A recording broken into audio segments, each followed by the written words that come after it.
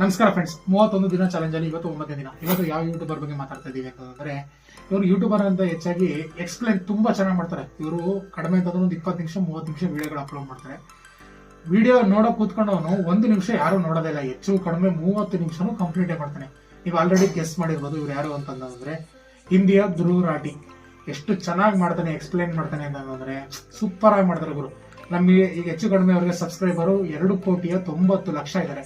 ಇವ್ರದ್ದು ಪ್ರತಿಯೊಂದು ವಿಡಿಯೋಗೂ ಕಡಿಮೆ ಅಂತಂದ್ರು 15 ಮಿಲಿಯನ್ ಇಂದ 20 ಮಿಲಿಯನ್ ಗಂಟೆ ವ್ಯೂಸ್ ಹೋಗಿ ಹೋಗುತ್ತೆ. ಇವ್ರದ್ದು ಎಸ್ಟಿಮೇಟ್ ಅರ್ನಿಂಗ್ಸ್, ತಿಂಗಳಿಗೆ ಎಸ್ಟಿಮೇಟ್ ಅರ್ನಿಂಗ್ಸ್ ಬಂದು ಹೆಚ್ಚು ಕಡಿಮೆ 40 ರಿಂದ 60 ಲಕ್ಷ ದುಡಿತಾರೆ ಯೂಟ್ಯೂಬ್ ಒಂದರಲ್ಲೇ. ಇನ್ನು ಸ್ಪಾನ್ಸರ್ಸ್ ಅವ್ರದೇ ಆದಂತ ಇದಿದೆ, ಕ್ಲಾಸ್ಗಳಿದೆ, ಅದಕ್ಕೆಲ್ಲ ಇದು ಮಾಡ್ತೀನಿ ಅಂತಂದ್ರೆ ಕಡಿಮೆ ಅಂತಂದ್ರೆ ಅವರು ಹೆಚ್ಚು ಕಡಿಮೆ 1 ಕೋಟಿ ಹತ್ತಿರ ದುಡಿತಾರೆ. ಬಟ್ ಆದ್ರೆ ತುಂಬಾ ಚೆನ್ನಾಗಿ ಎಕ್ಸ್ಪ್ಲೈನ್ ಮಾಡ್ತಾರೆ ವಿಡಿಯೋಗಳನ್ನ. ಹೆಂಗಿರ್ತದೆ ಅಂತಂದ್ರೆ ಎಲ್ಲಿಂದ ಸರ್ಚ್ ಮಾಡ್ತಾರೋ ಟಾಪಿಕ್ಗಳನ್ನ ಮಾತ್ರ ಸೂಪರ್ ಆಗಿ ಮಾಡ್ತಾರೆ. ಒಂದು ವಿಡಿಯೋನೂ ಅನ್ನಂಗಿಲ್ಲ, ಕಡಿಮೆ ಅನ್ನಂಗಿಲ್ಲ, ಎಲ್ಲಾ ವಿಡಿಯೋನು ವೈರಲ್ ಹೋಗೇ ಹೋಗುತ್ತೆ.